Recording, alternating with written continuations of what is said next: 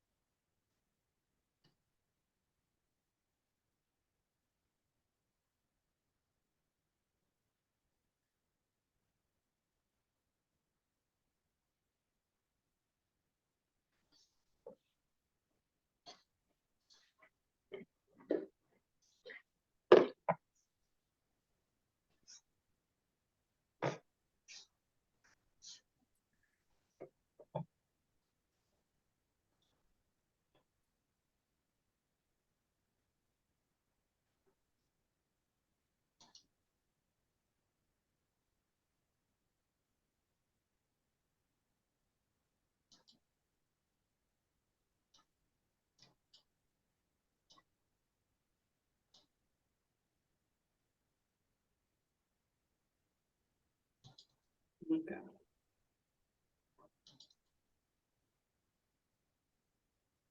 Okay, it looks like the trickle of people coming in has kind of slowed down, so I'm gonna go ahead and get started. So hi, welcome. This is the DSI workshop series for this semester, specifically about AI generation and editing.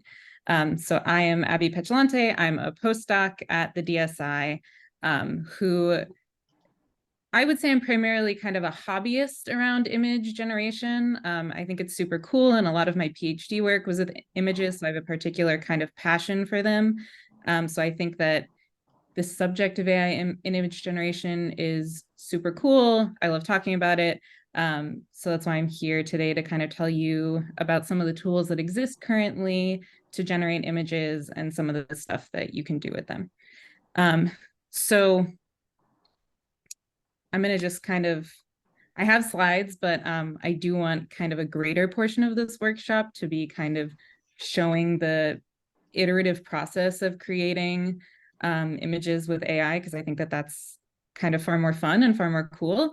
But I do have some slides to kind of like guide us. So we'll talk through those, but kind of go back and forth between kind of using these actual services. So the first kind of thing that I want to just discuss to kind of ground us, this workshop is kind of intending to be more sort of practical about how to use the services, how to maybe like consider writing your prompt, some of the things that you can do. But behind everything that we're going to be talking about today are a class of AI models that fundamentally are able to synthesize images and text, and that's what makes them so cool. And all of the models that we're talking about today are these diffusion models, which is a particular class of model that is generating images effectively from noise. And so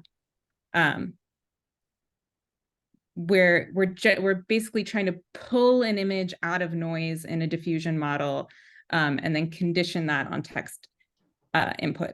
And so I've grabbed this little image here from what is a really nice blog that was put together by Hugging Face. If you are interested in kind of more of the nitty-gritty details behind how a model like Stable Diffusion works, I think it's a pretty good and fast and relatively easy and accessible read, if you want to kind of look at that. But basically, this image is sort of the gist of what is going on here, which is that us as a user input a prompt, and when we interact with these models, that's kind of how we're interacting with them, is through this prompt. That prompt is getting turned into some sort of embedding that is going to represent what we meant in the whole long prompt that we put in, however long it ends up being. And then the fundamental kind of technology that's happening in these types of image generation models is that you start with some amount of noise and you're iteratively denoising the image. So even though you start with an image of total noise, the model is trying to work to iteratively turn that noise into structure, find structure within the noise that matches what you put in on the text side. So it's a very cool way of generating an image kind of out of this random generation of noise. And that's why you'll kind of always get unique images running the same model. But you also are constantly conditioning that generation on the literal text prompt that you put in, so you're able to get images that really well match what text you wanted to kind of condition on. So that, like I said, is a really basic, like really the gist of how these models work. And so today, like I said, though, we're kind of primarily going to focus on actually interacting with the models through this little part here that we kind of have control over. So this user prompt, which in this case is an astronaut riding a horse, but theoretically it can be whatever you want it to be. That's how we talk to these models and tell them what we want this output image to end up being. So there are tons of diffusion models out there. People have made many iterations. Companies who have released one of these models have improved on it and released the next best iteration of this model.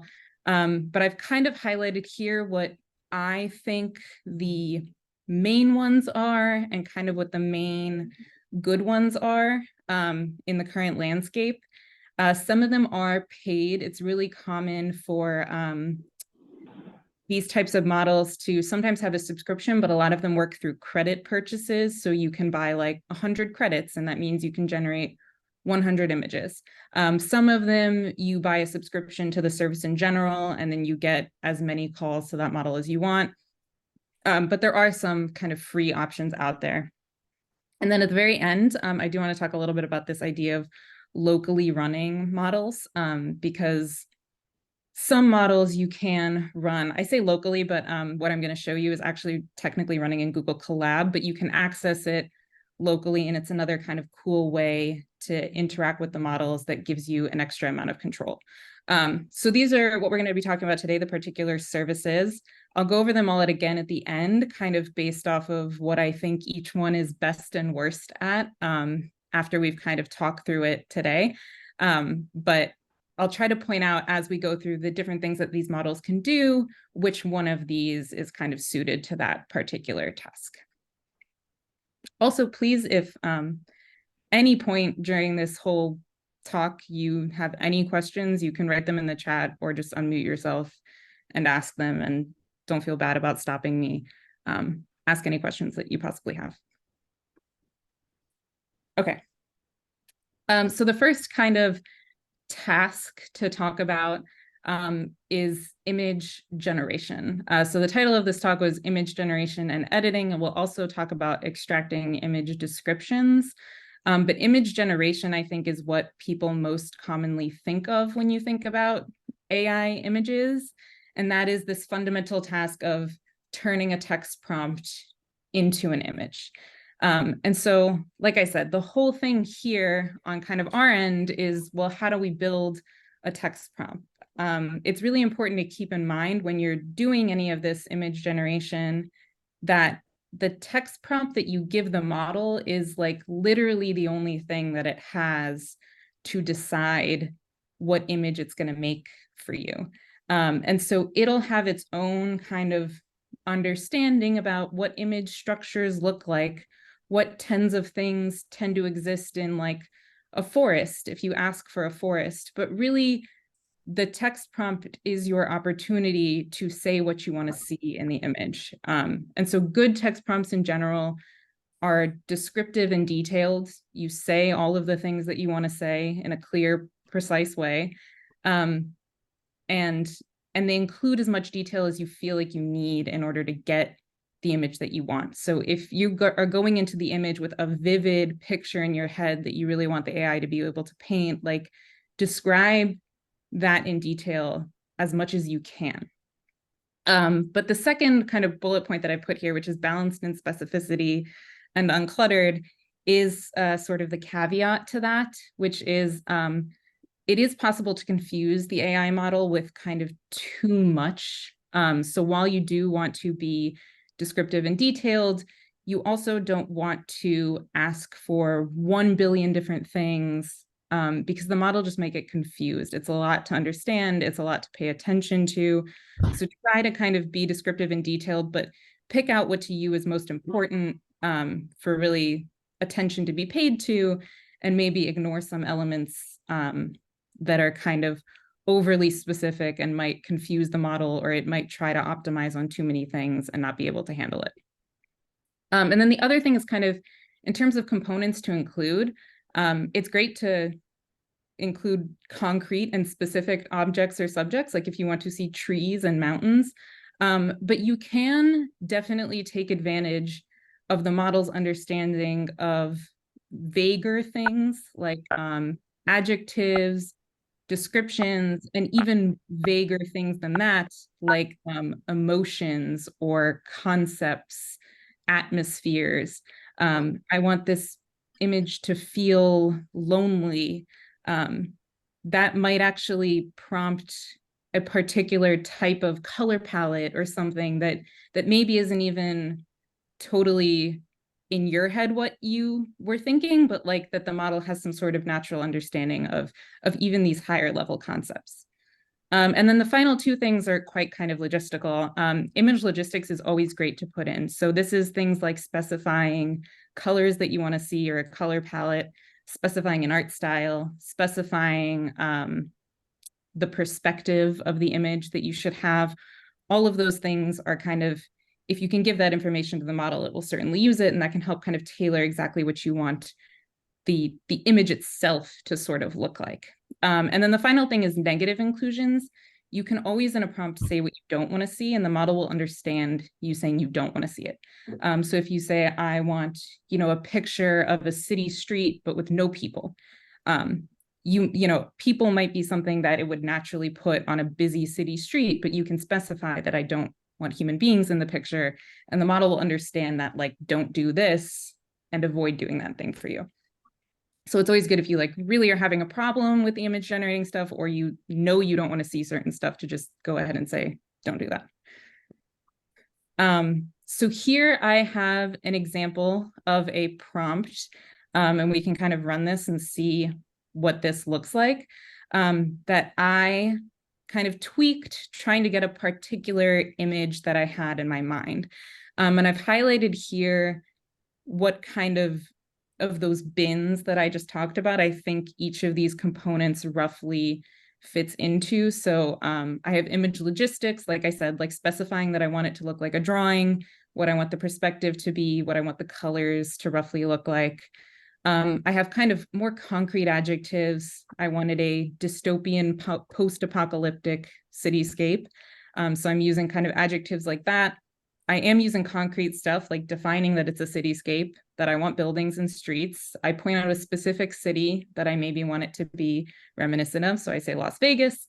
And then I do have some sort of more conceptual things, like the concept of being moody, or that the city feels like it has signs of coming back to life. Those aren't necessarily like particular things you can point at, but they will evoke a certain setting that the model can take advantage of. And then I said here that I don't want people or animals in the image. I don't know if it would have made an abandoned city have people or animals, but I know that when I think of abandoned, I explicitly don't want that.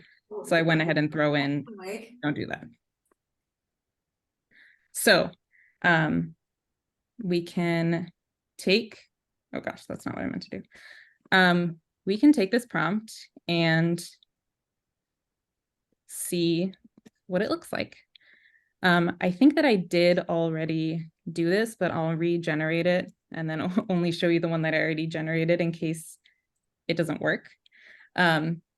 So this is DALL-E 3 through ChatGPT, which is kind of the first one of the services that I'm going to talk to you about because it's kind of my favorite. You do, I believe, have to have a subscription to ChatGPT Plus to have access to DALL-E 3. So it's perhaps not the most accessible, but I find the chat feature of being able to have a back and forth conversation about what I want specifically tweaked in the model to be really nice, versus kind of a different style of prompting that we'll talk about a little later, where you're kind of specifically having to like tweak the prompt and then rerun the whole prompt through, which just feels, I think, a lot less natural to us as people. So you can see here that it generated for me what I think is a pretty cool image of a dystopian post-apocalyptic cityscape that's reminiscent of Las Vegas. I also really like how ChatGPT like re-summarizes for you what it kind of got out of your prompt. I think it can be kind of helpful sometimes when you see the boiled down thing that it gave to you, that you can kind of adjust your prompt if you need to based on what it honed in on. So yeah, you can see that I put lots of details. So it's, it totally listened to the perspective. It generated it in the landscape aspect ratio. We definitely see pops of neons. I said pops of neon colored, but it obviously gave pops of neon signs, but that's me because I said I want it to kind of look like Las Vegas, and Las Vegas has lots of neon signs. So in general, this is pretty close to what I wanted. Just to kind of show you, if I were to have just said this first sentence, so without all of that additional specificity, but this is still a concrete idea of a certain image, this, I mean, we'll see what it gives me, but this typically does not evoke the same kind of specific thing that I just got in the other one with the neons, and it's a bit grittier.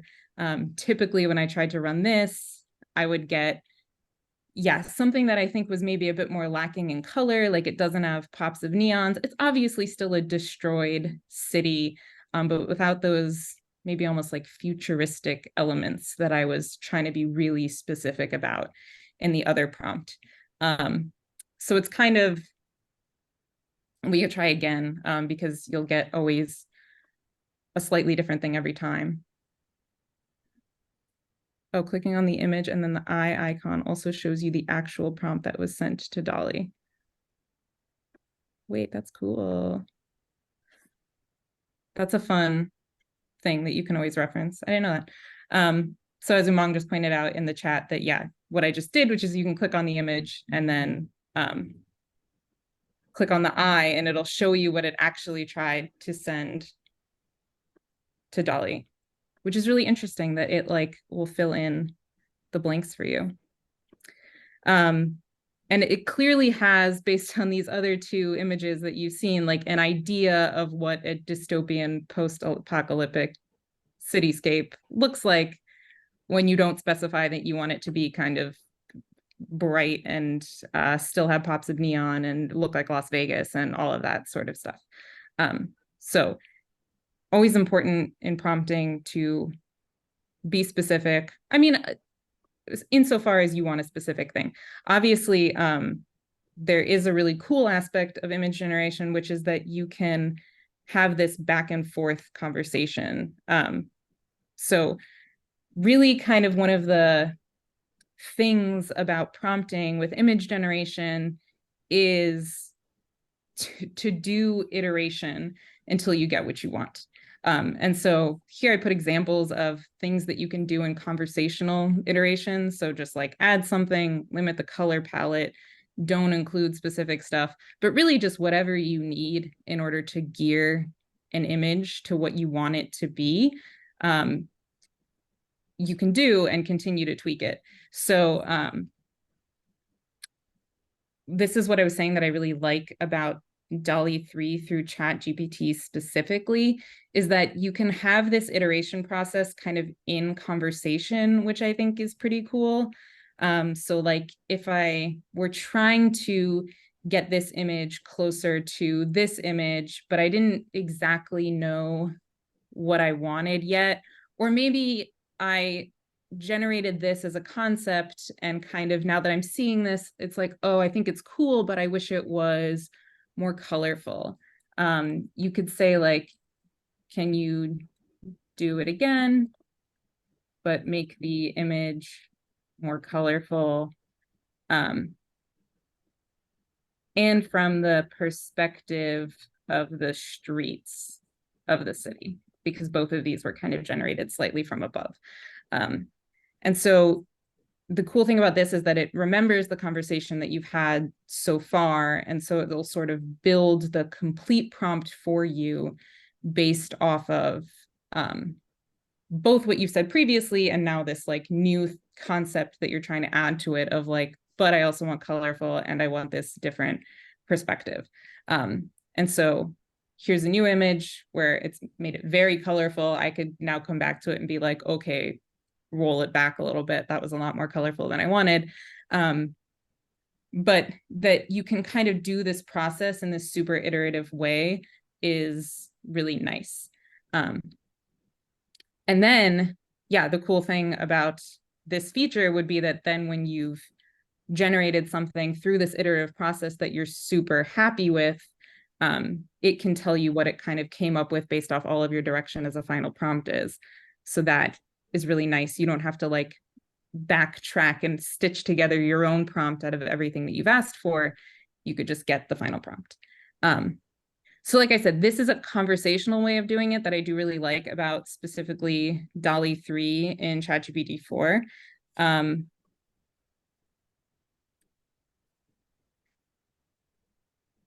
Oh, you can access DALL-E 3 through Bing's chat tool, but it has a limited number of times you can go back and forth while iterating. Yeah, there's a lot of different ways to access all of these models. And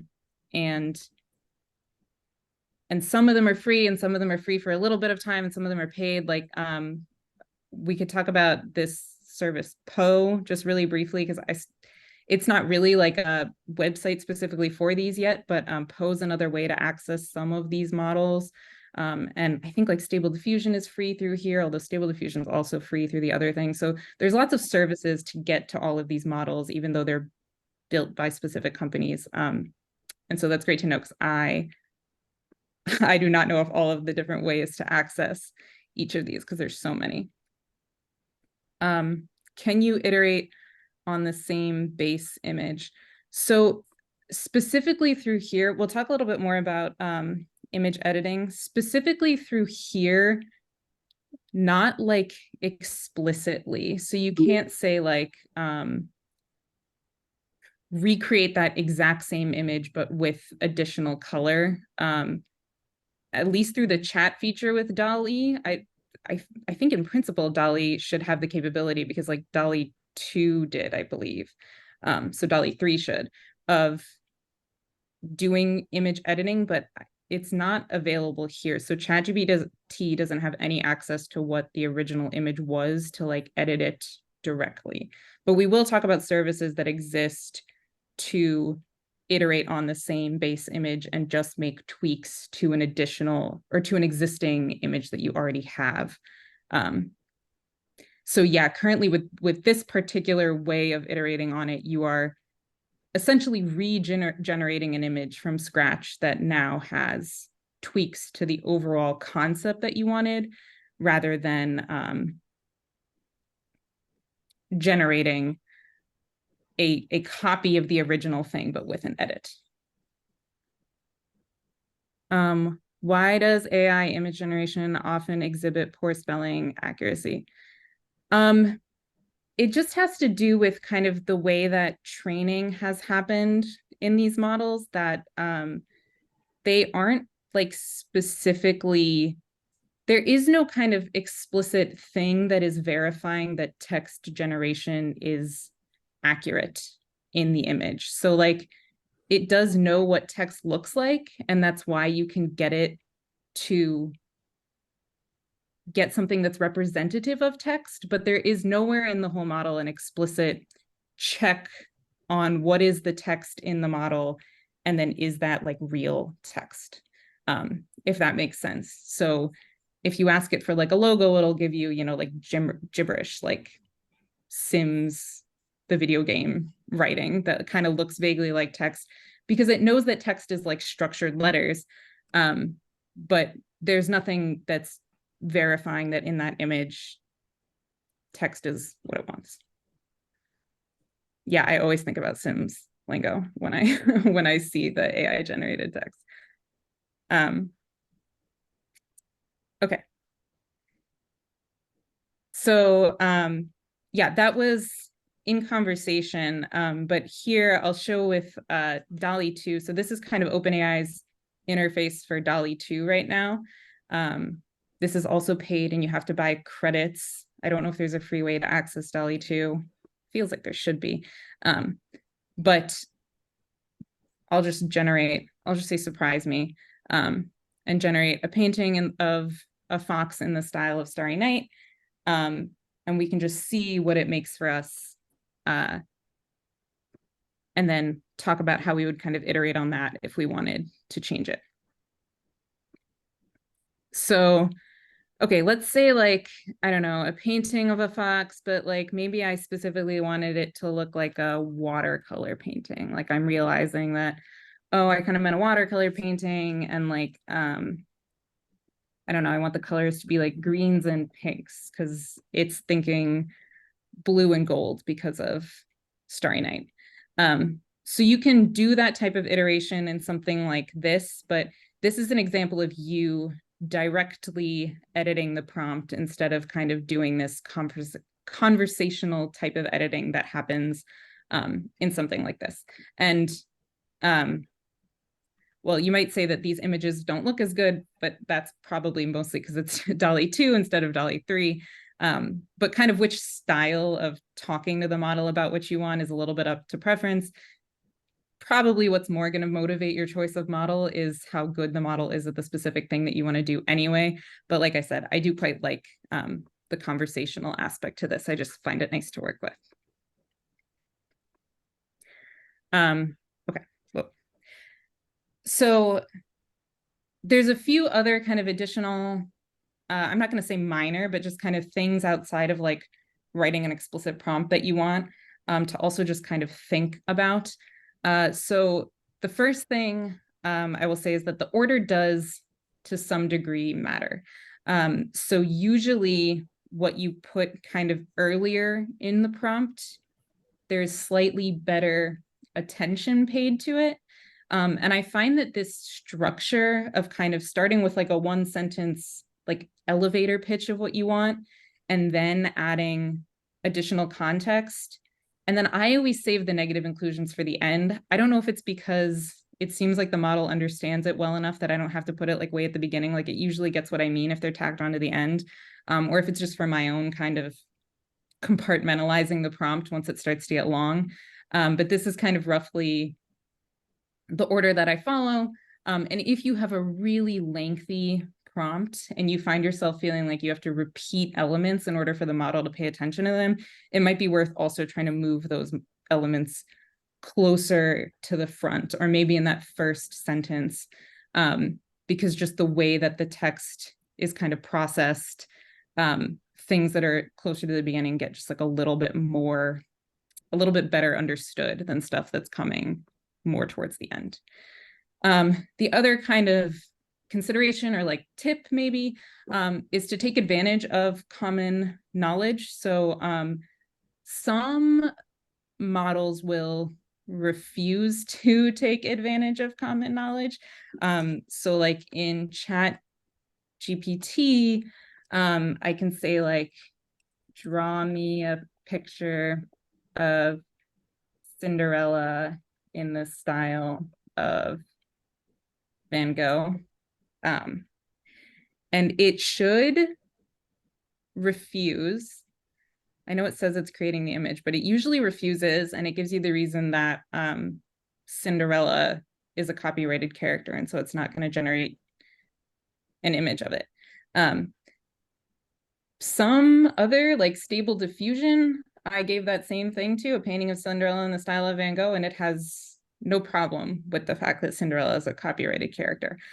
So which one is good is, it's more just a thing to be aware of, that there's issues with kind of what is common knowledge and what is sort of, the model's not really supposed to be generating that, even though it does know what that is because it knows it's a copyrighted character. But I also mean to take advantage of common knowledge in more of a way of like, you can ask it to generate as close to Cinderella as possible. Yeah, you can ask it to generate like a blue dress, blonde haired prince. Like you can basically make it give you Cinderella. But some models will just be like, yeah, Cinderella, I got you. I know what she looks like. But yeah, you could probably get what you wanted if you really wanted to. But there is some common knowledge that you can take advantage of that is, it's not going to tell you it's a copyright thing. which is just kind of like, I don't know, if you said generate for me, this is like not going to be a good example, but if you said generate for me like a bowl of fruit, you know, you probably don't have to like specify that there should be like an apple in like a bowl of fruit, because it probably is going to like presume so, or things like that. Or a lot of times you can ask it to generate, yeah, in the style of some particular famous artist, and you don't have to like explain that art style. It probably already knows that. So by things that you already know are kind of in the common knowledge base, and you want something that's close to that, you can probably kind of ask for something like that, and assume that you'll get some set of things that is that the model already understood. So yeah, that's also, like I said, leads into the second point, to be aware of content policies, because they do exist in these. And then the final point is to be aware of model biases. And this is kind of a multifold issue. The most kind of common issue, or I think the most kind of important one to discuss, is the model biases when it comes to people. If you're generating images of people, the models were trained on the body of human photographs and art and whatever that exists, human generated images, and humans only generate images insofar as their own biases can affect the images they generate. Like every time that humans decide to take pictures of things, decide to draw things, their inherent biases exist in that media, and then the model is trained on images that represent the body of human biases, and that means that the model knows human biases, or it means that it has human biases in it. And this can be kind of difficult to spot on a small scale. But for instance, if you were to generate like 100 pictures of women and 100 pictures of men, probably like the distribution of pictures that you would get would be like vastly different across the two populations. And so, of course, when you're kind of taking a lot of care to the particular prompt that you're developing, and you look at every individual image and you can use your own assessment and judgment calls about whether or not that's a fair representation, then that's kind of up to you, and there's a human directly involved. But if you were to create like batches of images, or kind of just create them really quickly and not like investigate them too much, those biases can really start to add up without you even kind of having to be super aware of it. And then there's also kind of a separate like side to that coin, which is that those biases can exist in a way that is not explicitly harmful to like humanity, but to the task that you're trying to do. So like if you were to, I don't know why you would be doing this, but let's say you wanted to use one of these models to generate like 100 pictures of dogs, and then train a model to identify like the poses of dogs, whether or not they're like sitting, standing, or laying down. Like it might be true that because most pictures of dogs on the internet are pictures of people's pets, and people tend to photograph their pets laying down, that you have like a totally not class balanced data set, because most of the dogs are actually lying down, because that's like what the model thinks dogs typically look like, because that's what most of the pictures on the internet are like. So there can be this like snowball effect of the way that there can be like a snowball effect about the way that the biases in the model kind of add up over large batches of generated images. So, okay, I think that we've had a couple questions about things that kind of have to do with image editing. So I'll just sort of start talking about that, because I do think it is, yeah, a very interesting use case of like generating images is fun, but a lot of times you want to edit images specifically, or you want to like reproduce pretty close to the same thing with like a different vibe slightly. And so some of these models do support image editing. And so an image editing is basically you input an image and you're getting out more image, sometimes also with additional text, or a lot of times with additional text too, to help guide it, but you are explicitly using the image that exists in order to guide the image that you're generating. And so this can come in the forms of outpainting and inpainting. This is where you specifically have blank areas of the image that you're filling in. So outpainting, people typically refer to extending an image. So if I had this image of the bird and I want to generate, the rest of its surroundings, I would outpaint the additional region around the bird. Inpainting is like if I don't know, thought the bird is supposed to have white eyes instead of black, you erase a part of your image and then you ask to regenerate that part of the image that you erased. So DALL-E 2, I'll show you, supports both inpainting and outpainting, and we can kind of talk about how that's different. So I'm not going to grab the picture of the fox because I think it's a little hard to find image continuation with, but I'm going to grab one of these images of this was another kind of stock prompt that it gave me. And so let's say these all look pretty much exactly the same. Let's say this one, I want to extend this. So I really like this image, but I actually am realizing that for my purpose, I want like a landscape style image. So I want this to be extended out by a bit. I can go to this edit, and then we add a generation frame, which is like add where you want to add more to the image. And then I can, it's giving me the prompt. So I can either keep the exact same prompt and just say generate, and it'll just generate more of the image that matches the same prompt. Or if I really specifically wanted something else in this image, I could edit the prompt to say what else I wanted. And hopefully when it extends the image, it adds that additional thing. So with pink cars and a gigantic robot. And we're going to hope that over here it extends the image and it also puts a gigantic robot in there for me.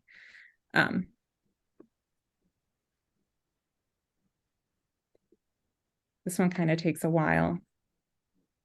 Okay, well, it's kind of a gigantic car, but we're getting close to a gigantic robot. I could say cancel and regenerate this until I get one that I like. But the cool thing about outpainting is that it uses the information on the border of the image, or it uses the information from the image next to it, and it will extend the lines, and you kind of get this really seamless transition into this new area of the image. So it's like a true kind of extension of what was happening already. I can hit accept, and then we can also add a generation frame here. And maybe I don't like how this is a flying saucer, so I can be like of a bright city in the future with like a giant octopus in the sky, and maybe it'll turn this into an octopus for me. We'll see how it goes.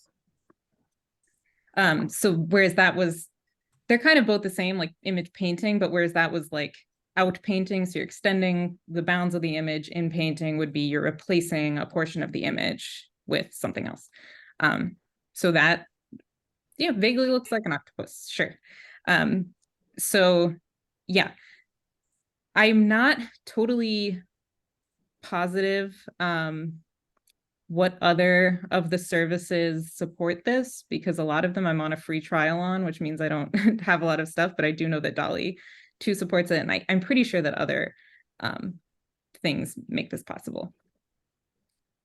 Can I ask it to change specific parts of the image? Like, can you turn the octopus into an octopus made of spaghetti, but still in the same style? So with this feature, you could like I could try to erase the whole octopus and say like an octopus made of spaghetti. If you're talking about regenerating the the whole image, but changing just the one thing. Here in DALL-E, they have an option to do variations, but it's not really the same thing that you're talking about. I think that Stable Diffusion through Dream Studio might be, or Stable Diffusion through other ways that you can get it, might be more suited to that because they have a way of kind of explicitly better using an existing image to change it. But yeah, I mean, like, I think in this use case, if you wanted to change particular parts of the image, like if you wanted this to be like an octopus made of spaghetti, I would try the deleting, like going over the octopus and then putting back in here an octopus made of spaghetti. And it, you know, it like takes in the whole image to understand the style and to make it continuous. So it's a good way to edit small, well, I mean, even fairly large parts of the image, but it is very conscious in that way of keeping the style and the like continuity across the whole image, if that answers your question. Okay. So yeah, that is in painting and out painting. Yeah, maybe here kind of restyling or changing details, but I don't know about changing specific details, but we can try.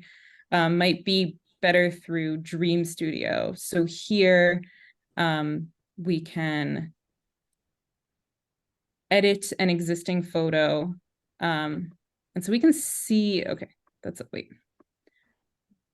Let me upload an image to create a variation and we'll see what we can do that way. So I don't know, here's an image of two cats. Maybe we'll say that we want two. Can someone give me another breed? Well, what's another type of cat that's, I'm not very familiar with cats, like another breed of a cat. Okay, Siamese. Two Siamese cats laying on a pink couch next to remote controls. So we're going to tell it, oh no, I need credits. This free trial was so short. Okay, we'll go to, I think, no, but you can't do it in Poe because Poe doesn't let you add an image, I don't think. So that was Stable Diffusion XL, and Poe also has access to Stable Diffusion XL, but I don't think with image. We'll try it, but I don't think I can add.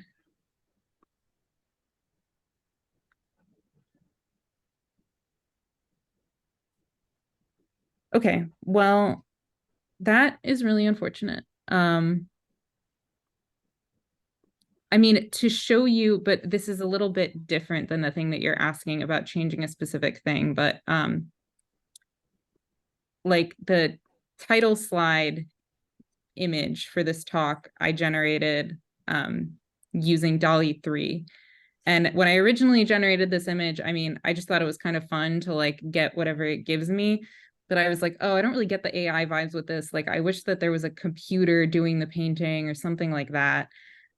So I input that image. So this was the starting image into here.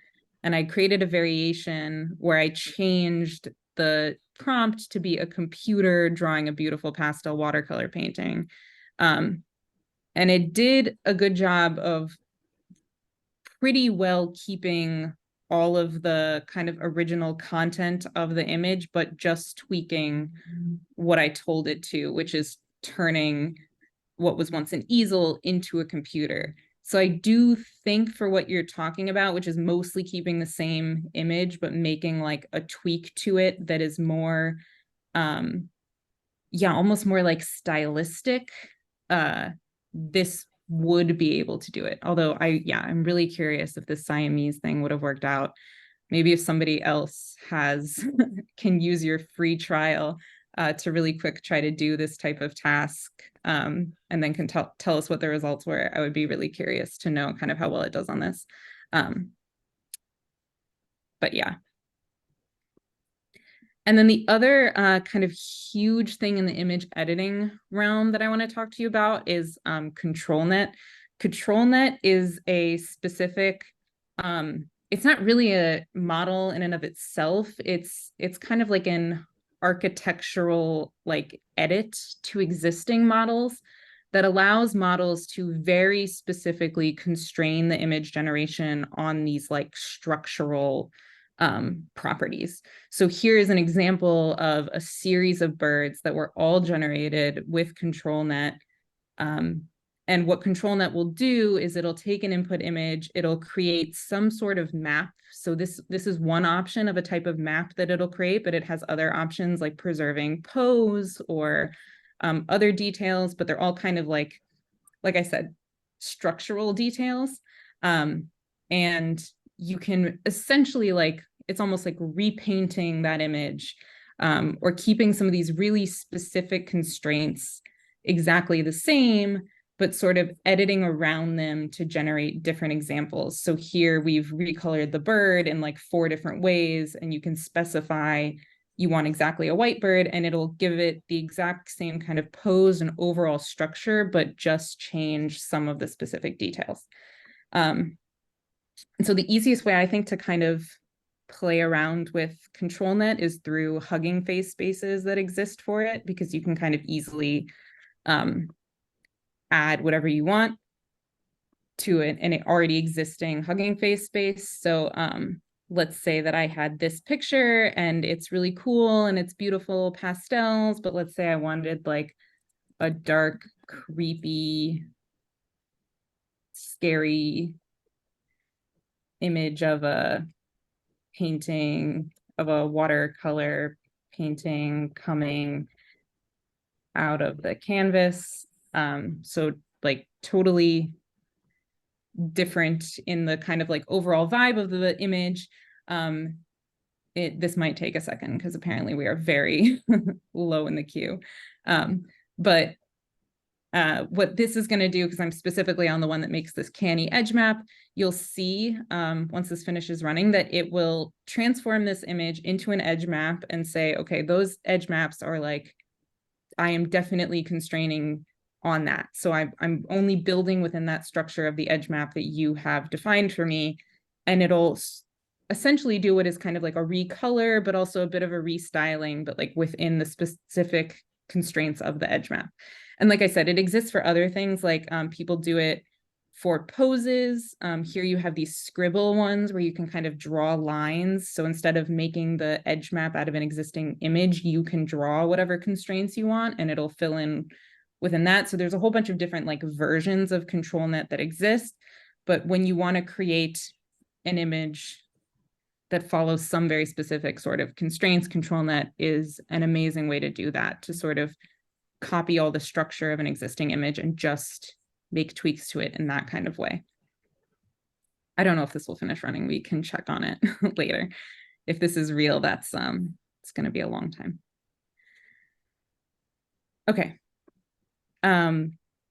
So that's kind of the realm of image editing as it exists. I do want to talk about one more kind of cool thing that right now DALL-E 3, I think, is the only of these models that I've talked about that's able to do this, which is do image to text. So inputting an image and then getting back a description. And so we are a little bit low on time, so I'm just going to show examples of this that I already did. But this to me is really cool because this particular task I tried to do as a part of a DSI project, like just this past summer when DALL-E 3 didn't exist.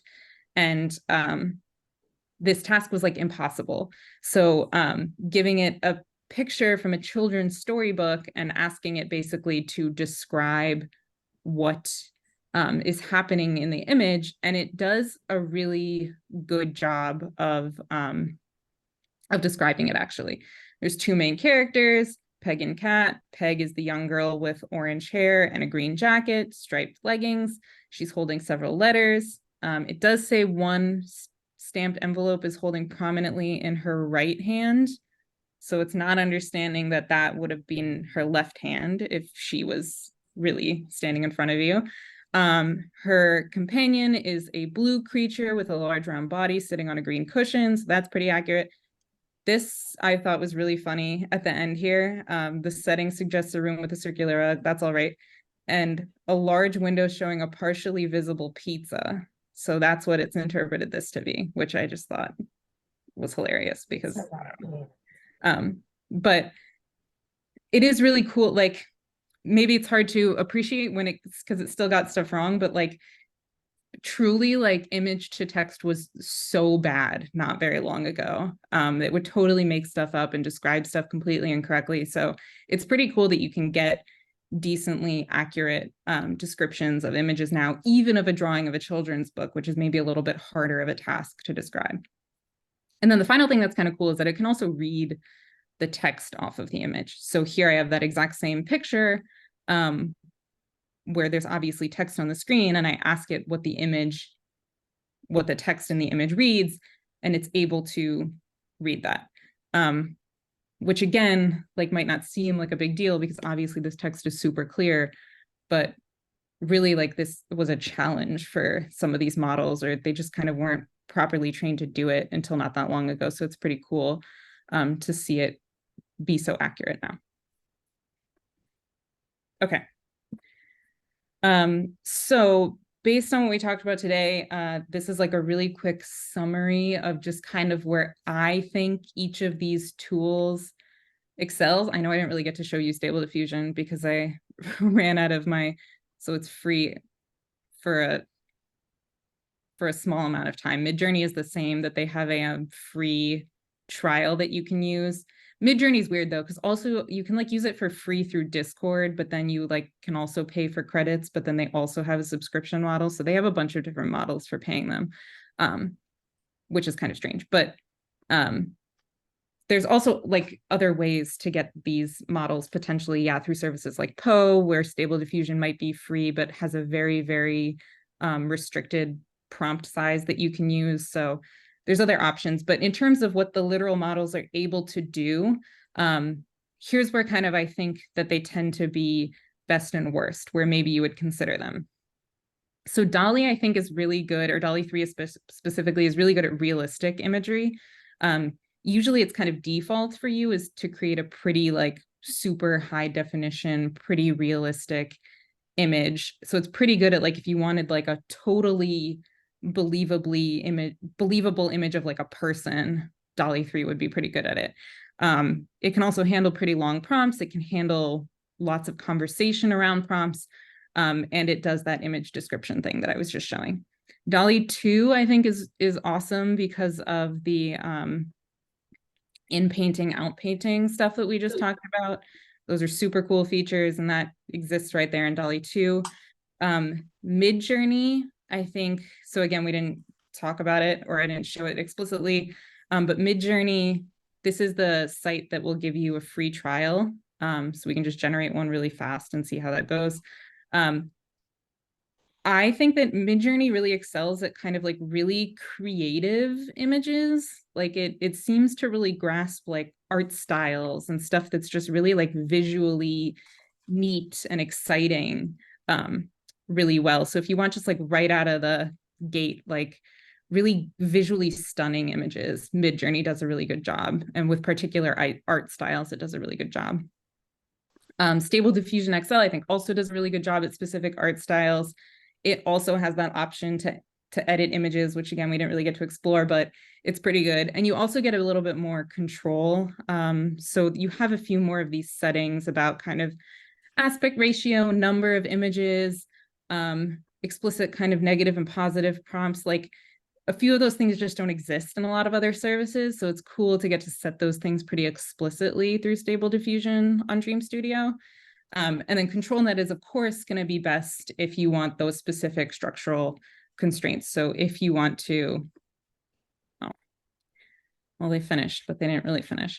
But if you want to generate an image and get back out of it, like literally the identical image, like we talked about with the bird case, then ControlNet is going to be your best friend when it comes to that. So the final thing that I want to touch on before I just check if anybody has any final questions is this concept of locally running models. There are a few GitHubs that exist that are really cool in terms of their ability to let you run models where you would have like absolute control over them. So this is the GitHub that kind of I will point out to you just super quickly, which someone has made a bunch of Google Colab notebooks that will run a server for you of a bunch of different models. They have them for like every single stable diffusion that's ever been fine-tuned on Hugging Face. And you get this interface where if you care to learn about all the ins and outs of stable diffusion, you could tweak every single thing that you can possibly tweak to get exactly the image that you want. And another really cool thing about that is that you can take advantage of these fine-tuned models, because lots of people fine-tune models and then put them onto Hugging Face. So for instance, this InkPunk model, somebody has fine-tuned a model so that all of the images are in this like very specific art style of sort of like pencil line drawing, InkPunk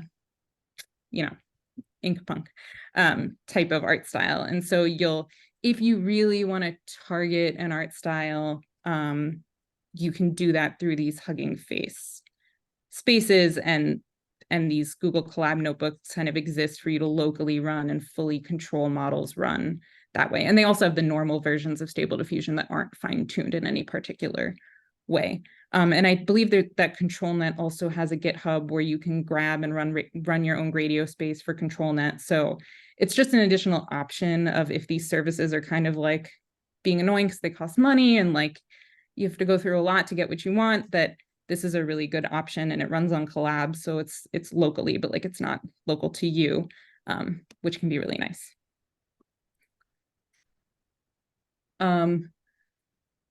How do you find these GitHubs? I can put a link to this one in particular in the chat. I think that the ControlNet one, if you just like Google ControlNet, it's like actually the first GitHub link, because most people interact with ControlNet through that GitHub.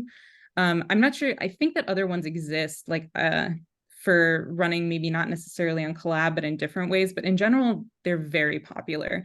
So a little bit of a Google search should be able to get you them. And then Dr. Yao, you had a great question about the data poisoning nightshade techniques. So I am not super familiar with how it works, but it is a really great segue kind of from this, because like a lot of these Hugging Face spaces are training on specific artists' art styles to very explicitly regenerate their art, which is a huge kind of ethical dilemma in AI art right now, how easy it is to grab art that an artist has put up and basically use it in this way to now just infinitely generate what is their proprietary content totally for free and without supporting them at all. So data like Nightshade is a specific service that exists to basically edit imperceptibly the individual pixels of the art in a way that the model will interpret the pixel structure as something that it's not. I can't give you like a lower level description than that, kind of in a good way, in good understanding. But the idea behind those types of models is that to the human eye, like because of the way that we perceive things kind of overall, and very specific values of certain pixels isn't necessarily as important to us. But that's not how the models process it. Like the models process everything as like these really specific numbers. And so if you just mess with some of them in a really particular way, that has really like runaway effects down the line for how it interprets the whole thing. And so you can do data poisoning in a really particular way to affect how that structure down the line means that these models see the whole image as a whole, in a way that is really cool. And it does really help protect artists from these common problems, because it means they still get to put out their art, because to people, you can't tell the difference, but to these models, it's kind of fundamentally a totally different thing that they think that they're looking at. Okay. I'll stop on this slide in case anybody wants to take a second look at it and has any additional questions, but I recognize that we are at time. So I'll stick around for a minute or two if anybody wants to ask anything, but if not, thank you so much for coming.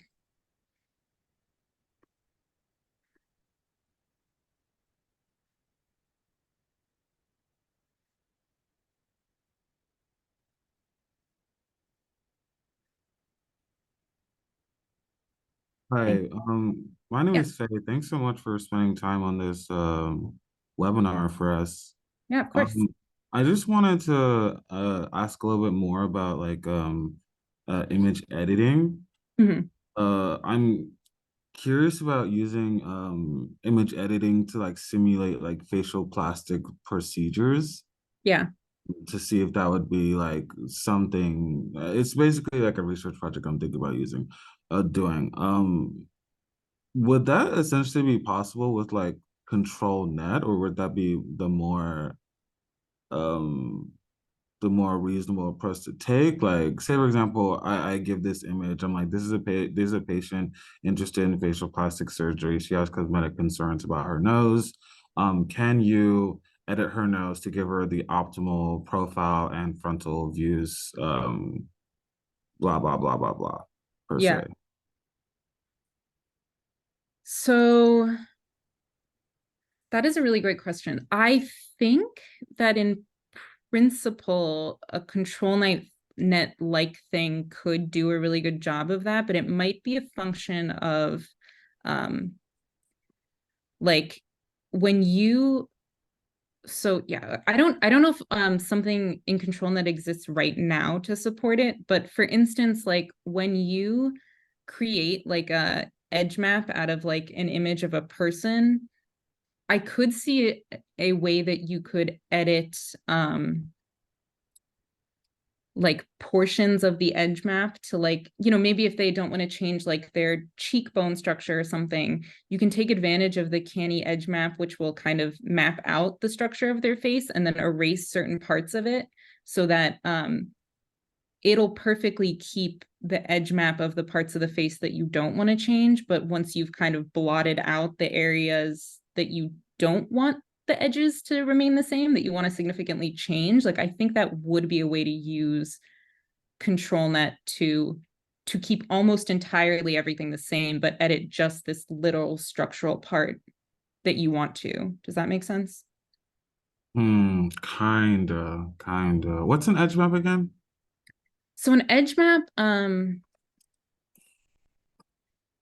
a canny edge map is basically like this for an image. So it's, for a particular person, let's say, it's kind Mm-hmm. of all of the harsh edges that you get in a picture without any of kind of the filler information. So where things tend to be flat, kind of in terms of how the light hits it, you have kind of nothing filled in, but Mm-hmm. you have every kind of contour of their face filled in. Mm-hmm. So I'm thinking like maybe in this case, if you wanted to mimic someone who's undergoing like a nose plastic surgery, you could blot out, like black out the nose of their canny edge map and then put that back in to a Mm-hmm. control net. And then it would regenerate, like it would have now no structural information about the nose. So it would entirely regenerate the nose region from scratch.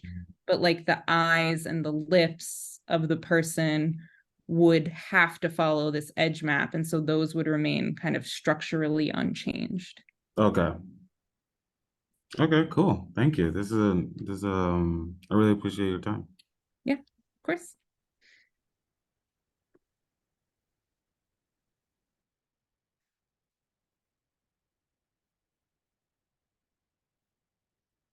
Okay.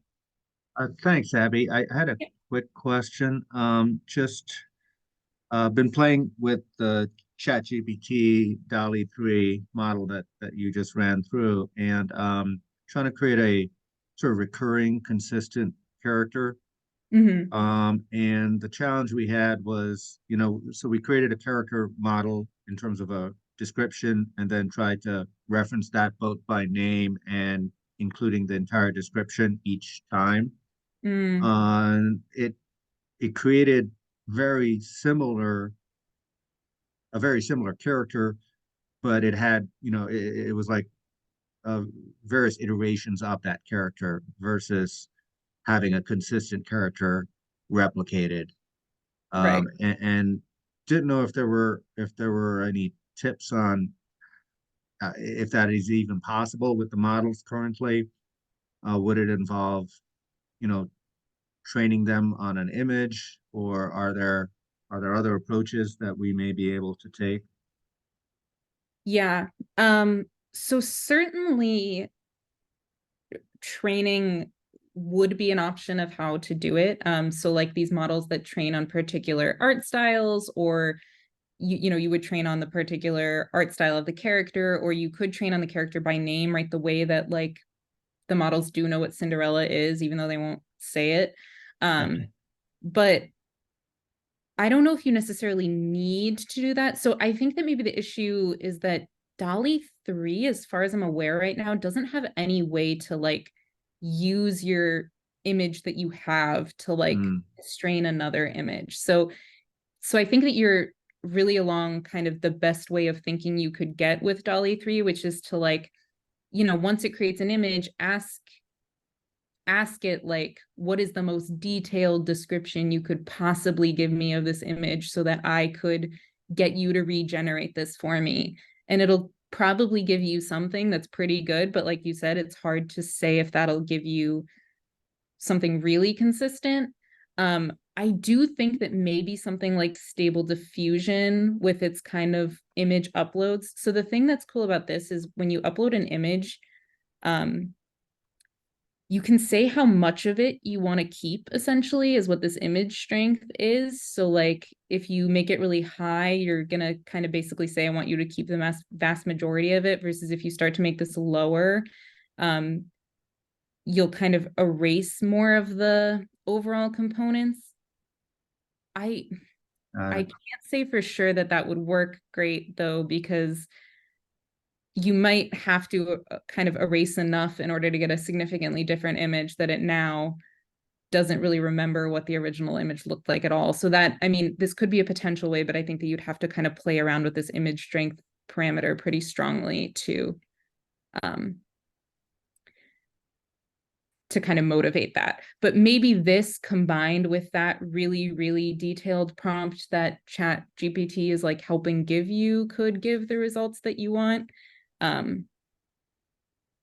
Yeah, that's what I can think of right now. I mean, I have not given that particular problem too much thought. So it potentially there are other ways to do it that I'm just not aware of. Thanks. Yeah.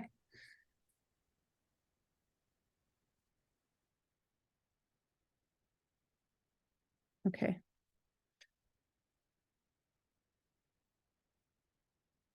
I'm going to stop the share. And if there's no additional questions, then thank you all for coming. Bye.